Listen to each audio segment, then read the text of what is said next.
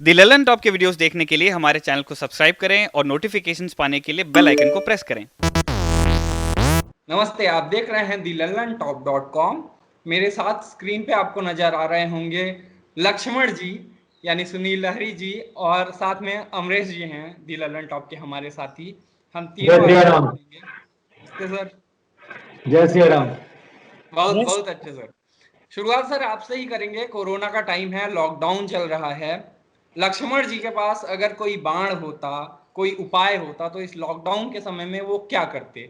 मतलब मैं पूछना ये चाहता हूं कि आप अपने दर्शकों को, अपने फैंस को क्या कहेंगे इस कोरोना से बचने के लिए? जैसा कि हमारे प्राइम मिनिस्टर साहब ने, मोदी जी ने कहा है कि अपने आसपास एक लक्ष्मण रेखा खींचो, और इसकी जो संजीवनी बूटी है वो यही है कि आपको अपने घर के अंदर रहना है और किसी के संपर्क में नहीं आना है। लोगों के संपर्क में ना आए, लोगों से दूर रहें, क्वारंटाइन में रहें, आइसोलेट रहें।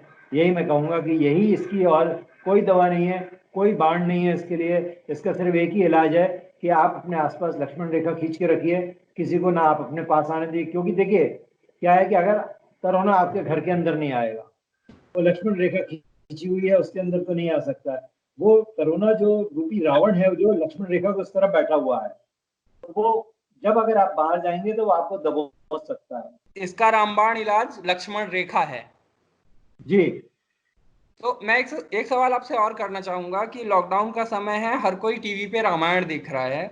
जी। आपके पास क्या इतना समय होता है कि आप वापस वो रिपीट टेलीकास्ट देख सकें? क्या आपको इतना समय मिल पाता है? क्योंकि आजकल बहुत इंटरव्यूज होते होंगे, बहुत कॉल्स आते होंगे और बहुत सारे फैन मेल्स आते होंगे आपके पास। डेफिनेटली ये तो सब होता ही है, तो part and parcel of life है ही। और इसका आप जब काम करते हैं, कोई चीज़ करते हैं, तो उसके साथ में ये सब चीज़ें होती रहती हैं। पर हाँ, ये मैं कहूँगा कि सेकंड टेलीकास्ट हमारे लिए नहीं है, क्योंकि मैं खास करके बोल सकता हूँ कि मैं तो पहली बार देख रहा हूँ। क्योंकि पहले जब हम रामायण टेलीकास्ट हुई थी उस समय हम शूटिंग भी कर रहे थे, तो शूटिंग होने की वजह से क्या है कि कई बार बहुत से एपिसोड मिस आउट हो जाते थे। तो इसलिए पहली बार है कि जो शांति से बैठ के हमको सुबह से देखना, आराम से देखने मिलता है, और शाम को देखने मिलता था रहा है। और अब तो उत्तर रामायण शुरू हो रहा था, उत्तर रामायण भी देखने मिलेगा। क्योंकि उत्तर रामायण तो मैंने, मेरे ख्याल से शायद ही कुछ एपिसोड देखे होंगे, बाकी देख ही नहीं पाया था मैं उत्तर रामायण। उत्तर रामायण पे आपके कुछ सवाल हैं अमरेश जी? जी, ये उत्तर रामायण से जुड़ा हुआ मैंने ऐसा देखा है कि रामानंद सागर जी शुरू में बनाना नहीं चाहते थे उत्तर रामायण। उनका कहना था कि तुलसीदास जी ने जितना लिख दिया तो यही रामायण हमारी हो गई। लेकिन उन्होंने बाद में विचार किया उत्तर रामायण पर। तो इस बारे में कुछ बताएंगे, वो पुरानी यादें? मैं ये कहूँगा कि उत्तर रामायण में जो थोड़ी सी मुझे जो जहाँ तक आइडिया है उसके बारे में मैं यही कहूँगा कि थोड़ी सी कंट्रोवर्सी थी।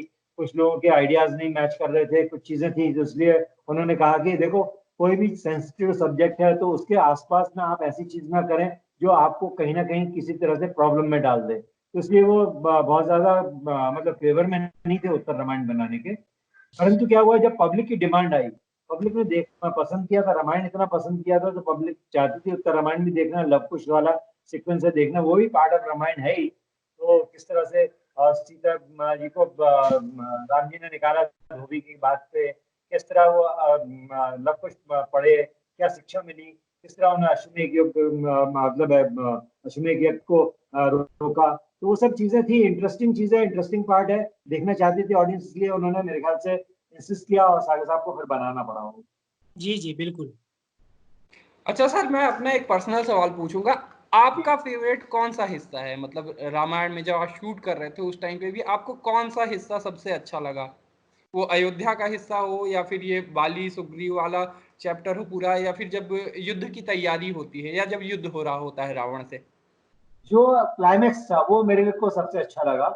क्योंकि क्या है कि देखिए क्या है कि उसमें काफी कुछ था, एक्शन भी था, इमोशन भी था, एंगर भी था, बहुत सारे इमोशन थे। अगर आप क्लाइमेक्स में देखा जाए, जो रावण के साथ के और इंद्रजीत के साथ का था, या कुंभकर्ण के साथ का था, या उससे पहले, मतलब ये जहां से सीता हरण हुआ है उसके बाद से लेके रावण वध तक का वो सारा पोर्शन मुझे बहुत इंटरेस्टिंग, पर्सनली मैं बताऊँ ना, बहुत इंजॉय किया मैंने करने में उसको। अमरीश जी, आप पूछेंगे कुछ? जी, ये जो लक्ष्मण रेखा की चर्चा हुई, तो मैंने ये जानने की कोशिश की कि कहाँ कहाँ लक्ष्मण रेखा लिखी गई है। तो रामचरितमानस में इसका उल्लेख मिलता है लंका कांड में। जी और वाल्मीकि रामायण, जी वाल्मीकि रामायण में इस रेखा का कहीं पर जिक्र मिलता नहीं है। तो ये बताइए सर कि आपको कौन सी रामायण ज्यादा पसंद आती है, तुलसीदास जी की, वाल्मीकि जी की, कंबन की, कृतिवास जी की? मैं इस तरह से बहुत ज्यादा क्लियर नहीं बता पाऊंगा, क्योंकि मैंने इन रामायणों को अलग अलग पढ़ा नहीं है कभी, तो जी इसलिए जी मैं कह नहीं सकते। जब तक आप पढ़ो नहीं तो आप किसके बारे में कैसे बोल जी सकते हैं कि कौन सी रामायण है। तो मैं जो जी कहूंगा कि देखिए, जो चीजें समाज के लिए हित में है, अच्छी बातें बताती है, अच्छी संस्कृति प्रेजेंट करती है, वो सही चीज है। इसीलिए सागर साहब ने भी, मेरे को लगता है कि सभी रामायणों से कुछ ना कुछ थोड़ा थोड़ा उठा के प्रेजेंट किया है। और इसीलिए वो क्या है कि आप देख लीजिए, मैं नहीं समझता कि कोई भी एक ऐसा इंसान मुझे नजर नहीं आया, चाहे वो हिंदू हो, मुसलमान हो, क्रिश्चियन हो, सिख हो, कोई भी समुदाय का हो, कोई भी जात का हो, कभी किसी ने क्रिटिसाइज नहीं किया, कभी किसी ने ये नहीं कहा कि ये रामायण में ये चीज ठीक नहीं थी, या ये परफॉर्मेंस ठीक नहीं थी, या ये सिचुएशन ठीक नहीं थी। सभी को पसंद आई है। तो इसका मतलब यह है कि उन्होंने जो सभी के सोच की जो चीजें थी, सभी लोग चाहते थे जो चीजें, वो दिखाया, और सभी को पसंद, मतलब है कि सभी का उन्होंने जो है कहते हैं ना, ऑडियंस को विन किया है, ऑल ओवर इंडिया की ऑडियंस को विन किया। क्योंकि देखिए, अगर हिंदुस्तान को हम विभाजित करें 4 5 6 हिस्सों में, तो नॉर्थ अलग सोचता है, साउथ अलग सोचता है, वेस्ट अलग सोचता है, ईस्ट अलग जी सोचता है, और सेंट्रल अलग सोचता है। पर मैं नहीं समझता हूँ कि इस रामायण को हिंदुस्तान में छोड़िए, पूरी दुनिया में जहां जहां देखा है लोगों ने, चाहे वो हिंदुस्तानियों ने देखा हो या उस मुल्क के अपने लोकल लोगों ने देखा हो, सबने बहुत पसंद किया, सबने बहुत अप्रिशिएट किया। क्योंकि ये एक इंसानियत की संस्कृति के ऊपर है। एक इंसान जैसा अपने आसपास के लोगों को चाहता है, जैसे भावनाएं हैं, या जैसे मतलब है कि उनके इच्छाएं हैं कि भाई रिलेशनशिप कैसे होनी चाहिए, रिश्ते कैसे होने चाहिए, कैसे आदर सत्कार अपने बड़ों का होना चाहिए, तो सारी भावनाएं इसमें देखने मिलती हैं। बिल्कुल। सर अब मैं बात करूंगा जो सबसे वायरल चीज है, जो लक्ष्मण जी पे मीम चल रहे हैं, आपने भी देखे होंगे, जी और कई चीजें उस पे ठग लाइफ, और वो चश्मा आ जाता है, और जो वो संवाद हो रहा होता है धनुष टूटने के बाद, तो जी ऐसे लक्ष्मण एटीट्यूड नाम से कई यूट्यूब के चैनल बन गए हैं और उनमें मिलियंस में व्यूज हैं। आपके पास जी। ये सारे मीम्स और जिफ आते हैं क्या, और आपका क्या रिएक्शन होता है इन पे? देखिए, बहुत कुछ आते हैं मेरे पास में, बहुत कुछ लोग भेजते हैं, क्योंकि क्या है कि देखिए, हमारे घर में भी बच्चे हैं तो नॉर्मली ये सारे मीम्स वगैरह जो बनते हैं, वो यंगस्टर्स में बनते हैं, बच्चों में बनाते रहते हैं, वही करते रहते हैं। तो कई बार मेरे को मेरे ब्रदर के बच्चों से आते हैं, मेरा बेटा भी भेजता है, तो ऐसे सब चीजें जो है वो मिलती रहती हैं, देखता हूँ, हंसता हूँ उसको लेके लगता है कि ये जो चीजें कितनी दिमाग, एक्चुअली क्या है, अगर इसके ना पॉजिटिविटी देखो, इसकी पॉजिटिव साइड देखो, कि बहुत दिमाग लगा है इसमें, ऐसे ऐसे ही नहीं बना दिए गए जो मीम्स बनाए हैं लोगों ने। इसके पीछे डेफिनेटली अच्छा दिमाग लगा है, और अच्छी सोच है। मतलब मैं कहूँगा कि बहुत क्रिएटिव है। तो इस क्रिएटिविटी को मैं समझता हूँ कि इसके अलावा किसी और अच्छे काम में भी लगाए, तो हो सकता है कि वो बहुत ज्यादा अपने आप में, अपनी लाइफ में बहुत क्रिएटिव कर सकते हैं, बहुत अच्छा सक्सेस पा सकते हैं, ये मैं कहूँगा उसके लिए। जी और यही सर, जो आपके फैंस हैं, इन्होंने, कई लोगों ने ट्विटर पे आपके पैरोडी अकाउंट या आपके आपके ही नाम से फेक अकाउंट भी चालू कर रखे हैं ट्विटर पे। जी अगर जी आप सर्च करने जाओ, आपको 2 2 3 दिन पुराने ऐसे अकाउंट मिलते हैं आपके नाम के। जी इनको अगर जी। आप कुछ कहना चाहें। अब ऐसा है, देखिए कि मुझे नहीं मालूम कि वो क्यों बना रहे हैं, क्या मिलेगा उनको बना के, हैं गलत इन्फॉर्मेशन दे। देखिए क्या है, पिछले दिनों ना एक ऐसे ही फेक अकाउंट से एक न्यूज गई थी, बहुत गलत इन्फॉर्मेशन जाती है। आप लोग कई बार ये नहीं सोचते हैं कि वो हो सकता है कि अपने पर्सनल ईगो किक के लिए, या मतलब अटेंशन लेने के लिए इस तरह की चीजें कर रहे हैं। परंतु ये क्या है, बहुत गलत है। क्योंकि देखिए, मैं बताऊं, मैं और अरुण जी, मेरे ख्याल से जब हमने कपिल शर्मा के शो की शूटिंग की थी, उसके बाद से अभी तक मिले नहीं है। फोन पे जरूर हमारी बात हुई है 2 3 बार, पर मिले नहीं है। एक मेरी और अरुण जी की तस्वीर है, जो कम से कम नहीं तो 4 5 साल पहले एक शूटिंग में हमारी सीरियल चलती थी उसमें, दूरदर्शन पे, उस शूटिंग की वो तस्वीर है, 2015 की है शायद, if I am not mistaken.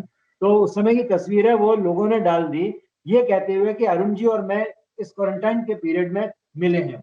तो किसी ने ट्वीट भी किया उसको, बात को लेके कि सर आप लोग हमारे आइडियल हैं, इस तरह की चीजें आप करेंगे तो हम लोगों को क्या शिक्षा मिलेगी इससे। मतलब तो फेक आप न्यूज का शिकार हुए आप? हाँ, तो उस चीज से सोचिए कि कितने लोगों के दिमाग में ये बात गई होगी कि जब राम लक्ष्मण आपस में मिल सकते हैं इस समय, जबकि देश को पूरा कहा गया है, लॉकडाउन किया गया है, और कहा है कि आइसोलेशन में रहें अपने आप को इस बीमारी से बचाने के लिए, और हम भी बोल रहे हैं ये बात को, लोगों को हम भी ये बोल रहे हैं कि भाई प्लीज मानिए इस बात को, मत निकलिए घरों से बाहर, ये बीमारी फैलेगी, ये बीमारी जानलेवा है। उसके बाद में अगर हमारी बात को, फिर हमें अगर इस तरह की चीज वो देखेंगे तो सोचेंगे कि ये लोग तो यार सिर्फ बातें करते हैं और इसका कोई मीनिंग है नहीं, है ना। तो हम लोगों ने, मैंने इसको क्लैरिफाई किया, वीडियो के थ्रू क्लैरिफाई किया कि हम लोग नहीं मिले हैं, ये फेक है, जिस किसी ने भी डाला है प्लीज ना डाले। तो इसीलिए मैं जो फेक अकाउंट खोल के रखे हैं, चाहे वो ट्विटर पे खोले हो, चाहे फेसबुक पे खोले हो, चाहे अभी इंस्टाग्राम पे भी, मेरा अकाउंट आज तक इंस्टाग्राम पे नहीं था, अभी 4-5 दिन पहले मैंने इंस्टाग्राम पे अकाउंट खोला है, और मेरे से कई दिन पहले लोगों ने मेरे अकाउंट खोल दिए थे। अब बताइए उसके लिए आप क्या, पता नहीं मेरे को नहीं। हाँ, अगर किसी को 2 पैसे का फायदा हो रहा हो तो समझ में आता है कि चलो ठीक है, आपको कुछ कमाई हो रही है, किसी का फायदा हो जाएगा, आप खोल लो। तो आपको ये मॉनेटरली कोई गेन नहीं है, कोई आपकी अपना पर्सनल इस तरह का आपको मतलब है कि ये नहीं है कि आप सेलिब्रिटी बन जाओगे उसको लेके, तो वो नहीं है। क्यों खोलते हैं मुझे समझ में नहीं आता, ये फेक अकाउंट गलत बात है, ये नहीं खोलना चाहिए। मैं समझता, और खोलो तो पर गलत न्यूज मत दो, आप गलत हमारी न्यूज नहीं, न्यूज को लोग अगर, अपनी पॉलिटिकल चीजें उस पे डालने लगते हैं, अपनी चीजें हाँ डालने लगते हैं, हाँ ये गलत है। वो नहीं होना चाहिए। हमारी चीजों को आप अगर मान लो आगे बढ़ाते हो तो ठीक है, उसके लिए कोई प्रॉब्लम नहीं, पर अगर आप गलत चीजों को, गलत इन्फॉर्मेशन से अटेंशन लेने के लिए देते हो, वो गलत बात है। वो आप, मैं समझता हूँ मेरे लिए या अरुण जी के लिए या दीपिका जी के लिए, किसी के लिए नहीं, आप अपने समाज के लिए, अपने भाई बहनों के लिए, अपने रिश्तेदारों के लिए गलत कर रहे हैं, ये मैं समझता हूँ उसके लिए। अमरीश जी, आप पूछेंगे कुछ? जी सर, ट्विटर पर आपकी एक इमेज देखी कि आप रामायण सीरियल देख रहे हैं, जी मेघनाद मेघनाद वध हो रहा है और आप काफी जी भावुक हो रहे हैं, तो जी, इसके बारे में कुछ बताना चाहेंगे? ऐसा है कि मेरे को काफी लोगों की डिमांड आई थी कि जी रामायण को देखते हुए वो चाहते थे कि मैं कोई फोटो खींचूं या कुछ वीडियो बनाऊं, पर जी अनफॉर्चुनेटली मेरे आसपास में इस समय कोई नहीं है, मैं अकेला हूं यहाँ पे, तो उसकी वजह से मैं वो कर नहीं पा रहा था। तो लोग, मैंने एक सेल्फी खींची थी, तो सेल्फी जी खींच के फिर मैंने जिस किसी ने मांगी थी उसको दे दी, और फिर मैंने कहा कि चलो मैं भी लोड कर देता हूँ। और क्योंकि विजय अरोड़ा जी के साथ मैंने काम किया था पहले भी, दादा दादी की कहानी में मैं विक्रम बेताल में काम किया था, तो मेरी अच्छी पहचान थी उनसे, अच्छे मतलब है दोस्त जैसे हो गए थे हमारे। तो जब ये मेघनाथ वाला सीन देख रहा था मैं, तो एक थोड़ा सा इमोशनल हो जाता है, पुरानी बातें याद आ जाती हैं, और अब विजय जी हैं नहीं इस दुनिया में, तो वो भी एक थोड़ा सा फील हो जाता है कि भाई देखो कितने अच्छे इंसान थे, अब अच्छे दोस्त बन गए थे, और अनफॉर्चुनेटली ऐसा उनके साथ हादसा हो गया है, तो नहीं है, तो थोड़ा हल्का सा भावुकनेस आई जाती है। और वो सीन भी थोड़ा सा भावुक था, क्योंकि क्या है कि देखो, मेघनाथ ने बहुत अच्छा सीन किया था, जब मतलब है कि जब सारे अस्त्र चलाने के बाद में जब वो फेल हो गया था, तो गया था रावण के पास में और बोला था कि भाई ये कोई साधारण लोग नहीं है, इनके साथ में आप जो कर रहे हैं वो मत कीजिए। तो रावण ने बोला था कि तुम कायर हो गए, तुम जाके छुप जाओ अपने घर में, चले मतलब अपने महल में चले जाओ नौकर। तो उसने कहा नहीं, मैं जाऊंगा नहीं, मैं आपके लिए अपनी जान दे दूंगा, पर पर ये चीज नहीं होनी चाहिए जो आप कर रहे हो, सीता को वापस कर दो, उसने भी ये जी बात कही।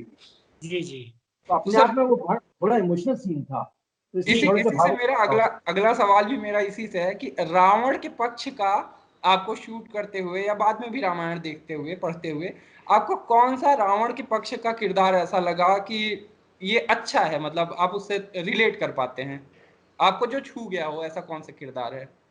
देखिए ऐसा है कि मैं बताऊं कि मैं उस हिसाब से मंदोदरी का किरदार जरूर बोलूंगा कि मंदोदरी जो है बहुत पॉजिटिव थिंकिंग की कैरेक्टर रही है उसमें, क्योंकि देखिए रावण के फेवर में उसने हमेशा बात की है, रावण के भले के लिए बात की है, समाज के भले के लिए बात की है, एक स्त्री के लिए बात की, उसने एक स्त्री की डिग्निटी के लिए बात की है।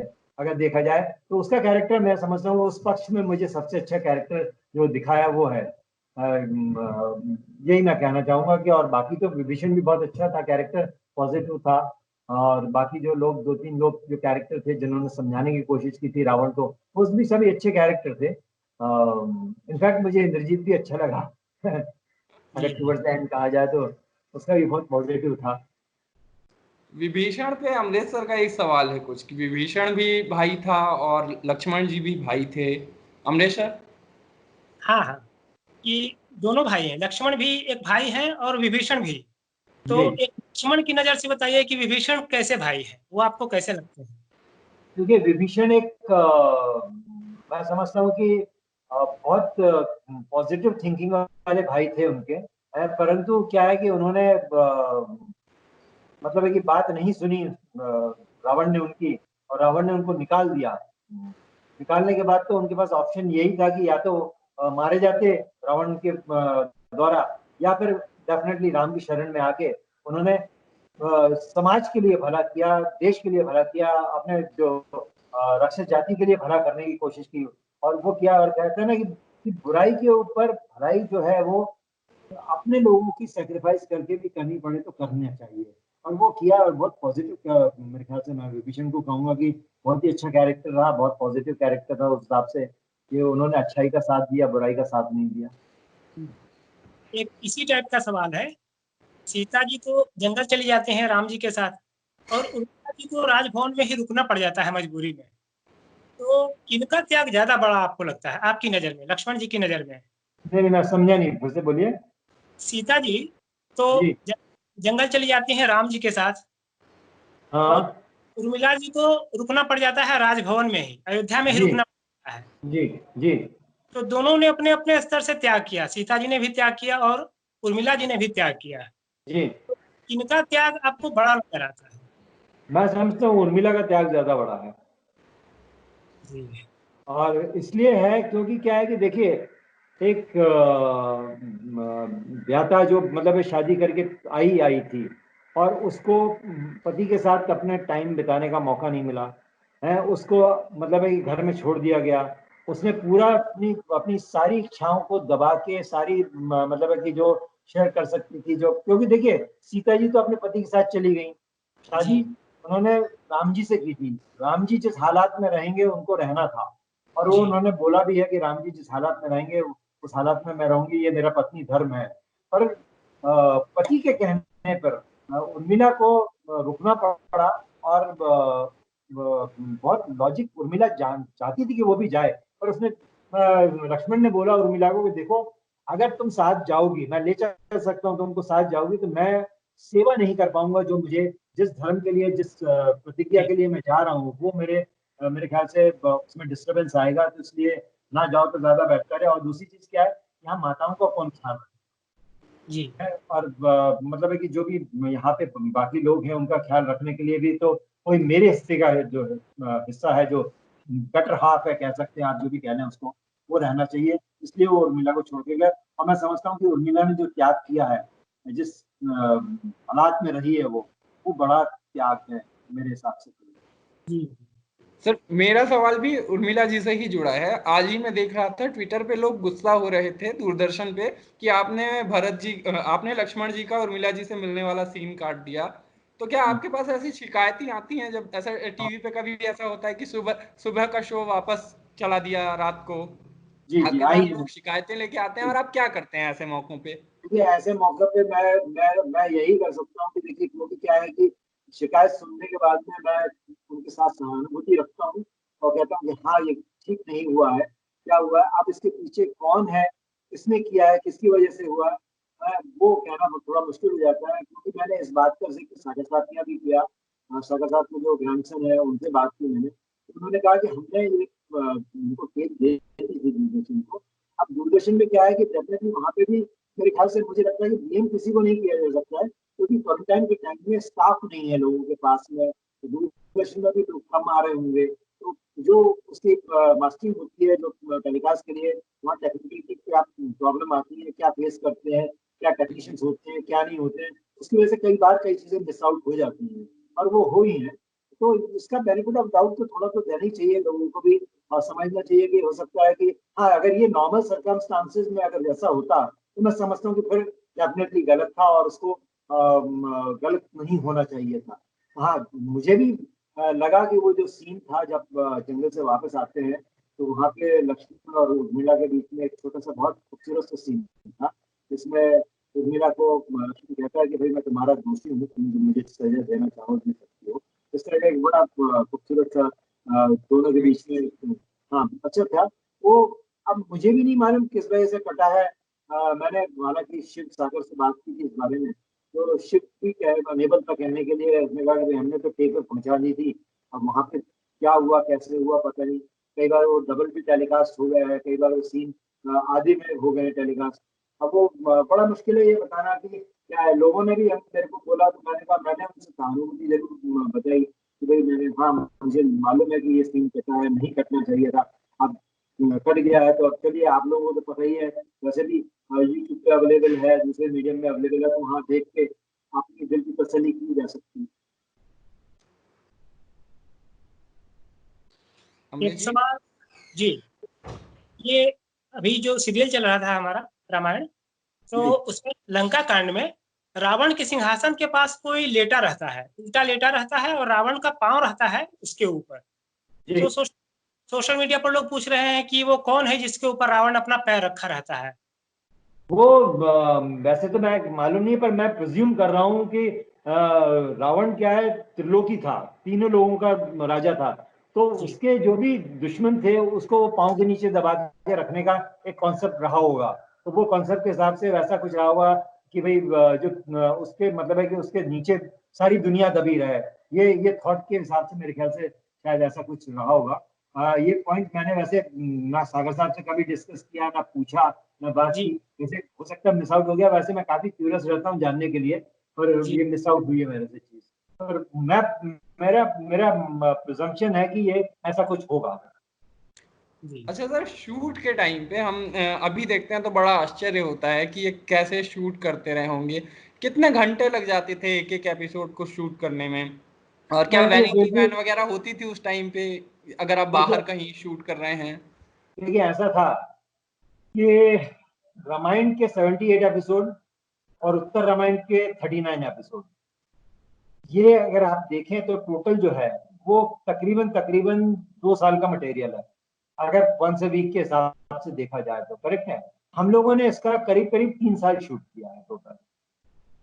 तो आप सोच लीजिए, एक एक एपिसोड को कभी कभी 5 5 6 6 दिन 7 7 दिन लगते थे शूट करने के लिए। तो पहले तो कुछ एपिसोड्स का बैंक बनाया गया था टेलीकास्ट करने के लिए कि भाई चलो ये 8 10 15 एपिसोड का हम शूट कर लेते हैं, फिर टेलीकास्ट शुरू होगा।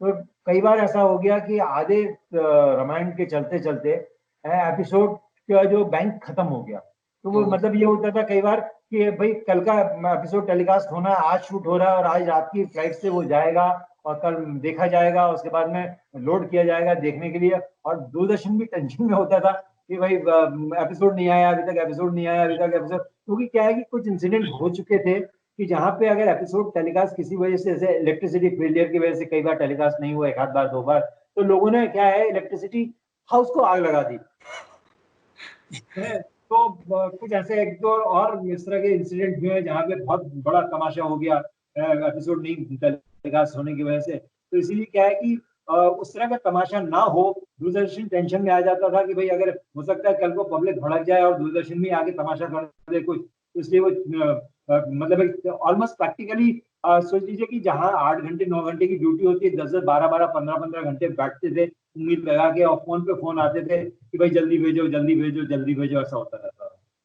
तो 3 साल के करीब शूट किया हम लोगों ने।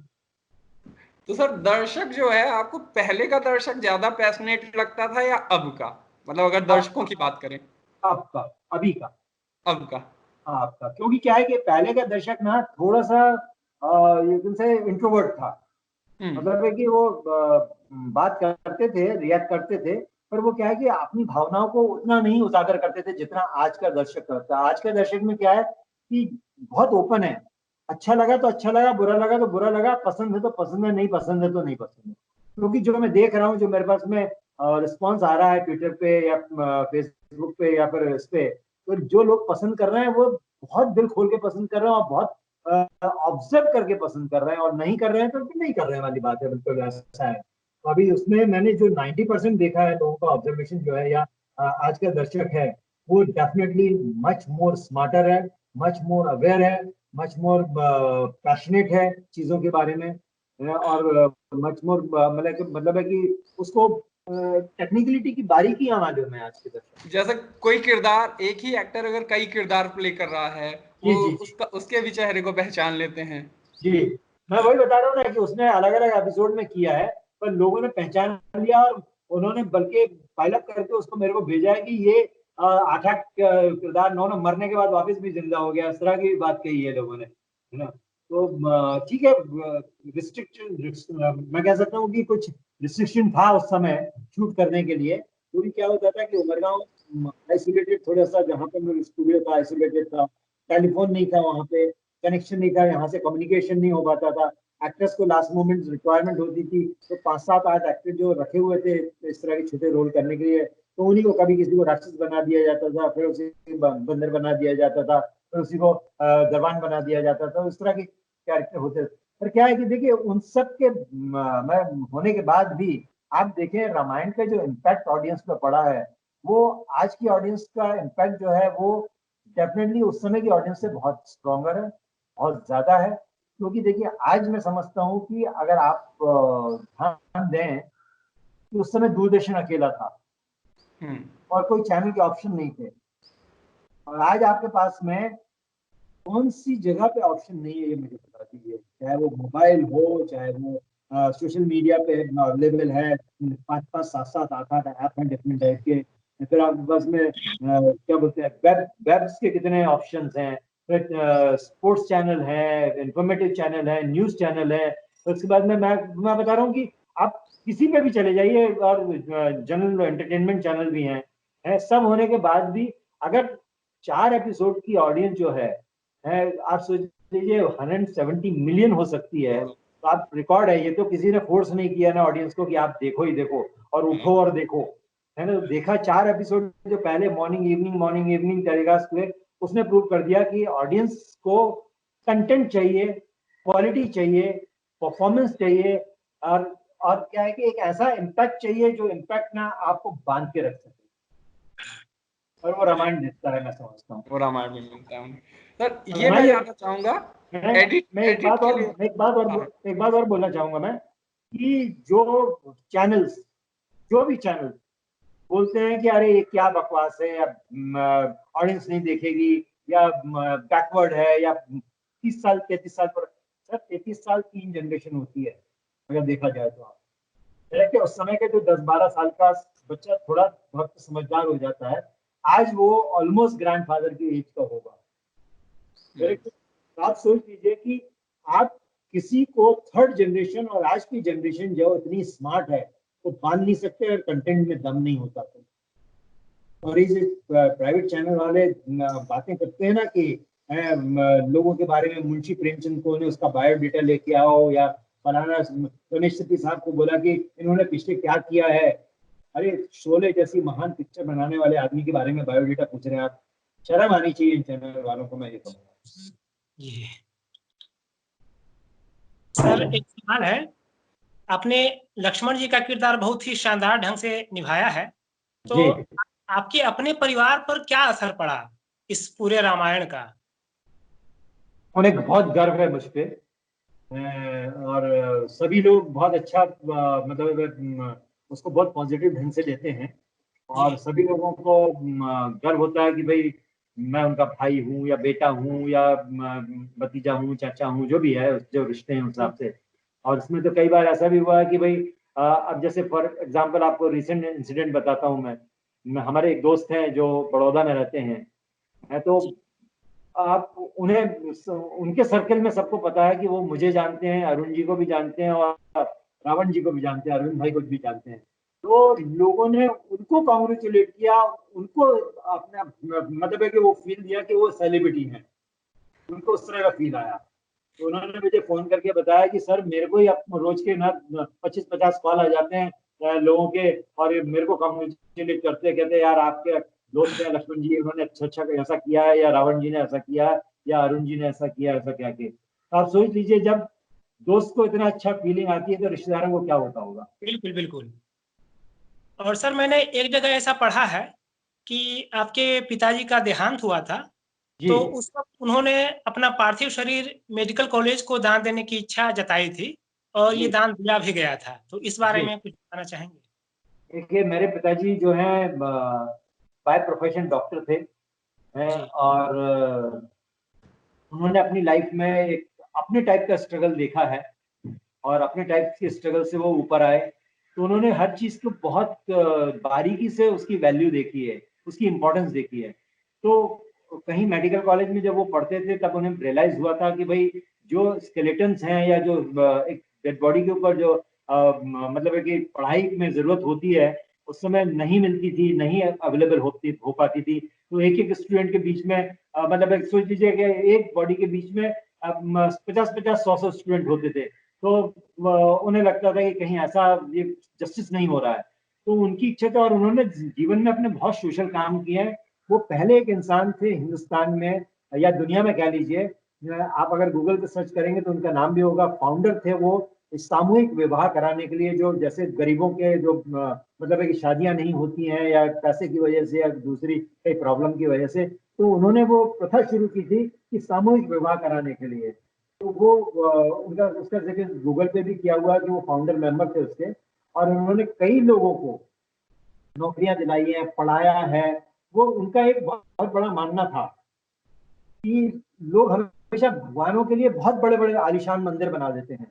तो कहते हैं भगवान को आलीशान मंदिर की जरूरत नहीं है। मंदिर की जगह जो है पूजा की जगह है, भगवान छोटी सी जगह में भी रह सकते हैं। पर बाकी की जो जगह है वो आप अच्छे कामों में, जैसे पब्लिक डिस्पेंसरी बना दीजिए, हॉस्टल बना दीजिए स्टूडेंट्स को, इस तरह के लिए कीजिए। तो इस तरह की उन्होंने बहुत कोशिश की है करने की।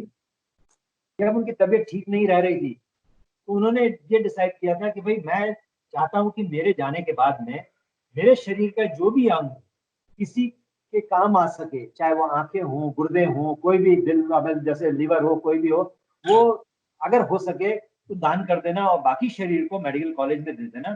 जिससे क्या है कि बच्चों को पढ़ाई में वो शरीर काम आ सके। हालांकि हम लोग खुश नहीं थे उस बात को लेके, अपसेट होते थे और कहते थे कि भाई ऐसे नहीं सोचना चाहिए, ऐसी बातें नहीं करनी चाहिए आपको। पर उनका ये कहना था, उनका ये मानना था कि देखिए एक बार शरीर जो है से आत्मा चली जाती है तो वो क्या है कि शरीर एक मट्टी समान है, तो वो जलाएंगे आप तो मट्टी में मिल जाएगा, राख हो जाएगा, उसका कोई फायदा नहीं होने वाला। तो उन्होंने ये कहा था कि ये मेरी इच्छा है, आप लोग अगर करोगे तो मुझे बहुत खुशी होगी, मेरी आत्मा को बहुत शांति मिलेगी। तो उनकी उस आत्मा की शांति के लिए हमने डिसाइड किया। और मैं तो कहूँगा मेरे से, हम लोगों से डिसीजन से पहले हमारी माताजी का डिसीजन था कि माताजी से हम लोगों ने पूछा कि भाई ये पापा की इच्छा थी, आप बोलिए क्या अगर ऐसा क्या करना है। तो फिर हमने उनकी इच्छा के हिसाब से वो मेडिकल कॉलेज को दान किया उस तरफ से। और बाकी आंखें मतलब आई जो हॉस्पिटल है उसको डोनेट कर दी थी। और कुछ एक दो पार्ट थे, हालांकि मैं थोड़ा सा मैं उन्हीं के साथ था एक दिन पहले तक। मैं जब उनका देहांत हुआ उसके एक दिन पहले तक था मैं उनके साथ में। मैं भोपाल से बॉम्बे आया था और दूसरे दिन मुझे खबर मिली, तो जब तक मैं पहुंचा तब तक 5 बज चुका था शाम का, सवेरे देहांत हो गया था। तो उस समय तक जो भी मतलब पार्ट्स निकालने थे वो हो चुके थे। तब मैं जब पहुंचा तो तब मेरे सामने वो मेडिकल कॉलेज को जो डीन थे वो आए, उनको नाम दे दिया गया था। मेरा इंतजार कर रहे थे उस बात। आशीष जी। मूविंग था काफी ये। अब थोड़ा चलते हैं पिछली कहानियों की तरफ। मैं ये जानना चाहूँगा, हम देखते हैं और हम जब बच्चे थे और रामायण देखा करते थे तो हमारे लिए ये होता था कि बाण उड़ के आ रहे हैं और उनमें आग लगी हुई है, या फिर कुंभकर्ण को जगाया जा रहा है, बड़े बड़े ऐसे ढोल ताशे बज रहे हैं। और अब समझ में आता है कि उस टाइम पे ऐसे एडिटिंग भी नहीं होती थी या फिर ग्राफिक्स के भी काम नहीं होते थे। और ये कैसे हो सकता था, मतलब ये कैसे होता था ये सब, जो बड़े बड़े राक्षस दिख जाते थे। एक्चुअली क्या है कि उस समय ना एक नया नया क्रोमा का कॉन्सेप्ट नया आया था। तो ये छोटा सा एक्सपेरिमेंट क्रोमा का हम लोगों ने किया था विक्रम बेताल में सबसे पहले। और उसमें भी एक सीक्वेंस था जहाँ पे मेरा एक एपिसोड था जिसमें मैं एक मतलब कि राजकुमार टाइप का हूँ और एक राक्षस है जो लड़की को उठा के लेके जाता है और उसके पास से लेके आते हैं। तो ये डबल कैमरे के हिसाब से शूट किया था और फिर उसको मिक्सर होता था एक जिसमें मिक्स करके दोनों को एक ही फ्रेम में डाला जाता था। तो उस तरह क्रोमा करके बेसिकली क्रोमा में और मिक्स करके ये कॉन्सेप्ट के हिसाब से काम किया गया था। इसी तरह से जो तीर चलाने का है वो मद्रास से रवि नागाइच साहब हैं जो भी उन्होंने छोटे मोटे समय इफेक्ट जो अवेलेबल थे वो किए थे, तो वो इन्वॉल्व थे, वो आते थे। तो उनके साथ में बैठ और क्योंकि मैंने देखा है कि कुछ मॉडल्स भी बनाए जाते थे, छोटे से मिनिएचर्स बनाए जाते थे, कुछ बड़े बड़े जैसे आर्टिफिशियल हाथ माथ बनाए जाते थे लंबे चौड़े, और फिर उनको काटने वाटने के सीक्वेंस से, या राक्षस का था वो नकली चेहरा बनाया जाता था, तो उसको पीछे से रस्सियों से धागों से उसका मुंह हिलाया जाता था। तो ये कुछ काफी फिजिकल एक्टिविटी इन्वॉल्व होती थी उन सब चीजों में, और काफी एफर्ट लगते थे, काफी टाइम जाता था इनफैक्ट। हाँ, इसमें टाइम काफी जाता रहा बहुत होगा। काफी टाइम जाता था। आज क्या है कि आप वो चीजें मिनटों में कर सकते हैं, सारे चीजें आप कर लीजिए, जो चाहिए आपको टेबल पे ले जाइए, आप टेबल पे, आज कंप्यूटर ग्राफिक्स बहुत एडवांस है, उन पे आप कुछ भी कर लीजिए, सॉफ्टवेयर इतने अवेलेबल हैं, ऐप्स इतने अवेलेबल हैं जिन पे आप कुछ भी कर सकते हैं। उस समय वो सब चीजें नहीं थी, जो कुछ भी करना होता था फिजिकली करना होता था। और उसका असर है, और वो दिखता है अभी, अगर हम देखते हैं तो हम ऐसे आश्चर्यचकित हो जाते हैं कि ये कैसे कर लेते थे ये। और उस समय पे जब हम छोटे थे तब तो हमको लगता था ये हो ही नहीं सकता, और ये मतलब भगवान ही कर रहे हैं अरे बचपन में। अमरीश जी, मेहनत आप तो की कुछ? गई है, बहुत मेहनत की गई है, इसीलिए मैं बता रहा हूँ ना, एक एपिसोड को शूट करने में कई बार क्या 7-7 दिन लग जाते थे, 8-8 दिन लग जाते थे, है ना। आज के ऐसा नहीं है कि आज का क्या है कि एक दिन में 2-2 एपिसोड भी शूट हो जाते हैं। और वो क्या है कि आज ये कह सकते हैं फास्ट फूड हो गया, उस जमाने में क्या है कि 56 भोग थे। ये हाँ। रामायण जो है 56 भोग है मैं कहूंगा, और जो आजकल के प्रोग्राम है वो फास्ट फूड है, खाया। आजकल आजकल पे सर मेरा आखिरी सवाल भी है कि अगर बॉलीवुड में रामायण बनती है तो आपके हिसाब से वो कौन हो सकता है एक्टर जो लक्ष्मण का किरदार निभा सके, और वो कौन हो सकता है जो राम जी का किरदार निभा सके? देखिए एक्चुअली मैं बताऊं, स्टार्स के हिसाब से देखा जाएगा तो मैंने पहले भी ये बात कही है कि स्टार्स जो हैं हमारे, कुछ आज के जो स्टार्स हैं बहुत अच्छे हैं, बहुत अच्छी परफॉर्मेंस कर रहे हैं, बहुत अच्छे एक्टर हैं, बहुत डेडिकेटेड एक्टर हैं। पर क्या होता है कि स्टार्स की एक अपनी इमेज होती है, हम्म। करेक्ट है ना।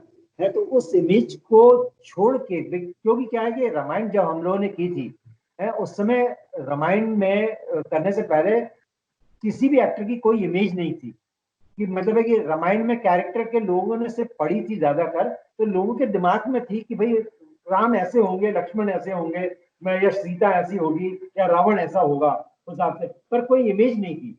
अब क्या है कि एक जब हम लोगों ने परफॉर्म किया, हम लोगों की एक इमेज में बैठ गई वो इमेज, तो लोगों के दिमाग में ये लगता है कि राम लक्ष्मण भरत और जो सारे के सारे कैरेक्टर हैं वो ऐसे ही होंगे, ऐसे उनके एक्सप्रेशन होंगे, ऐसे हाव भाव होंगे, ऐसे ही नाक नक्शा होगा उनका।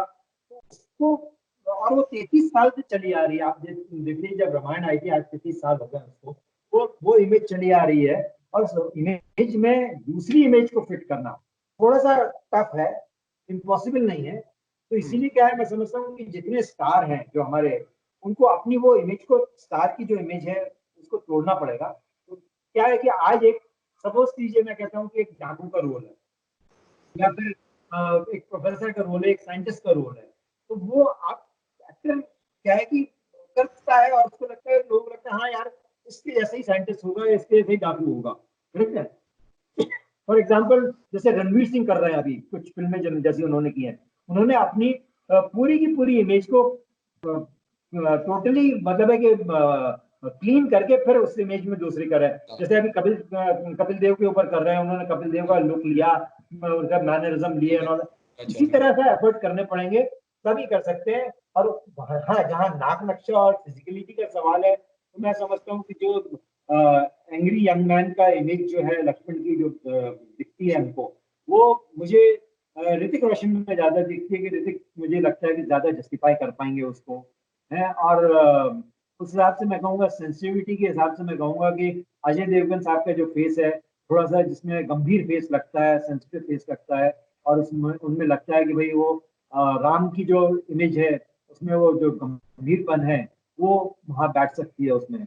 और सीता के लिए मैं दीपिका पादुकोण को कहूंगा कि वो ज्यादा मुझे अप्रोप्रिएट लगती हैं, क्योंकि उनमें इनोसेंस भी है और वो स्ट्रॉन्ग लेडी भी है, दोनों चीजें हैं उनके अंदर। और फेस के जो फीचर्स हैं उनके बहुत अच्छे फीचर्स हैं, और वो फीचर्स सीता के हिसाब से मेरे को लगता है फिट बैठेंगे। जैसी एक इमेज लेके चलते हैं ना क्या कैरेक्टर की, भाई ये सीता के नाक नक्शे ऐसे होने चाहिए, फेस ऐसा होना चाहिए, उस इमेज में मुझे लगता है वो ज्यादा सूट कर पाएंगे।